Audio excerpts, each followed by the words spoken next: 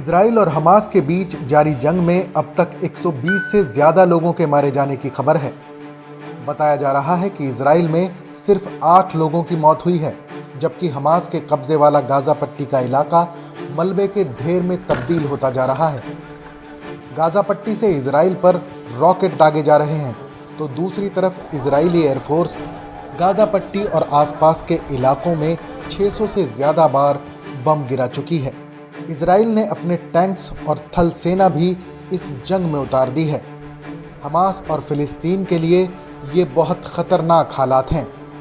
हालांकि अब तक इजरायली थल सेना ने कार्रवाई नहीं की है, लेकिन खबरें हैं कि बहुत जल्द इजरायली आर्मी भी हमला कर सकती है। अब सवाल ये है कि आखिर इजराइल इतनी जल्दबाजी और आक्रामक मूड में क्यों है। दरअसल इजरायली प्रधानमंत्री बेंजामिन नेतन्याहू ने गुरुवार देर रात को एक बयान में कहा कि हमास ने बहुत बड़ी गलती की है। इस जुर्रत के लिए उसे बहुत बड़ी कीमत चुकानी होगी। अब आतंकियों के खात्मे के बाद ही अमन मुमकिन है। इधर ये बयान आया, उधर शुक्रवार सुबह इजरायली थल सेना पूरी तैयारी के साथ गाजा पट्टी और फिलिस्तीनी सीमा के आसपास जुट गई। इसमें कोई दो राय नहीं कि इजराइल एक बड़ी सैन्य ताकत है। अमेरिका और पूरा वेस्टर्न वर्ल्ड उसके साथ है। अमेरिका और इजराइल के बीच टॉप लेवल पर बातचीत भी जारी है। हमास ने कई साल बाद इजराइल पर इतना बड़ा हमला किया है, लिहाजा इजराइल उसे बख्शने के मूड में बिल्कुल नहीं है। न्यूयॉर्क टाइम्स की एक खबर के मुताबिक इजराइल बहुत अच्छे से जानता है कि दोनों पक्षों में सीज फायर कराने के लिए दुनिया के बड़े देश एक्टिव हो चुके हैं और वो दिन दूर नहीं जब सीज फायर हो जाएगा। इसके पहले इजराइल हमास की कमर तोड़ देना चाहता है ताकि वो भविष्य में सिर न उठा सके। यही वजह है कि इजरायली थल सेना भी हमले के लिए तैयार है।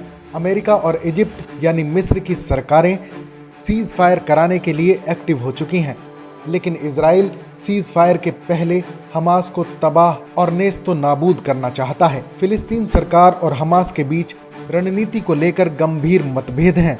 फिलिस्तीन सरकार हमास के दबाव में है। राष्ट्रपति महमूद अब्बास जानते हैं कि हमास उनके लिए भी चुनौती है। हमास ताकत के बल पर इजराइल से अपने इलाके वापस लेना चाहता है। अमेरिकी राष्ट्रपति जो बाइडेन ने गुरुवार को नेतन्याहू से बातचीत के बाद कहा कि इजराइल को अपनी हिफाजत का पूरा हक है।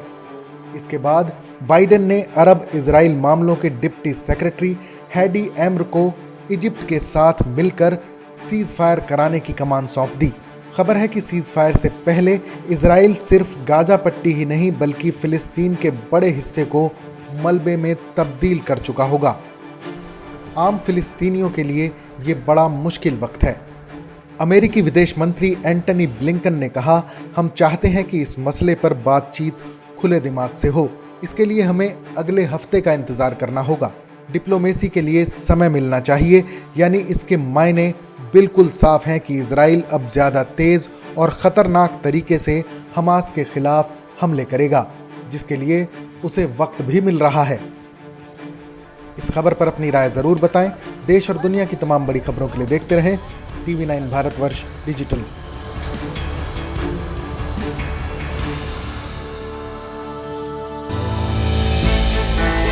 हमने की गलती फिर एक बार, कोरोना ने किया दोबारा प्रहार। मास्क, 2 गज दूरी, करें अपनी सुरक्षा खुद। कोरोना टीका हम सबको लगाना है। मिलकर साथ समझदारी से कोरोना को हराना है।